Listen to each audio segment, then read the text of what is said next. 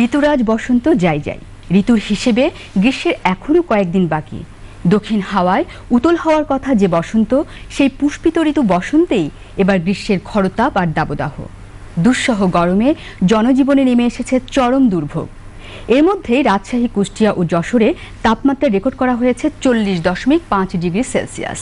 এর ফলে নিম্নবিত্ত খেটে খাওয়া শ্রমজীবী মানুষের দুর্ভোগ চরমে।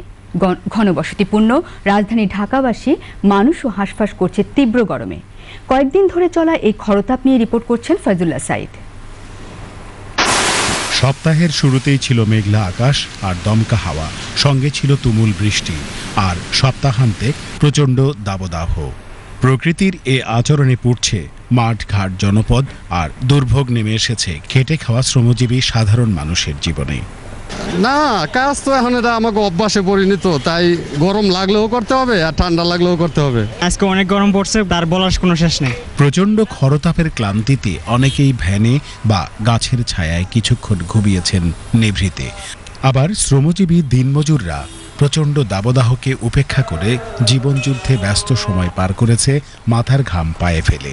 গরমে কাজ করতে খুবই কষ্ট হয়, অনেক গরম বেশি, স্কুলে চলাতে খুব কষ্ট। যার যার সামর্থ্য অনুযায়ী পথের ধারে ফুটপাতে কেউ বা খেয়েছেন শরবত, আখের রস অথবা ডাব। তৃষ্ণা মেটাবার এই সমস্ত পণ্যের চাহিদা বেড়ে যাওয়ায় বিক্রেতারা নিয়েছেন বাড়তি সুযোগ। বেচতেছি বর্তমানে এটা 35 থেকে 40 টাকা পর্যন্ত এখন বেচতেছি। প্রচন্ড গরমের কারণে দাম বেড়েছে।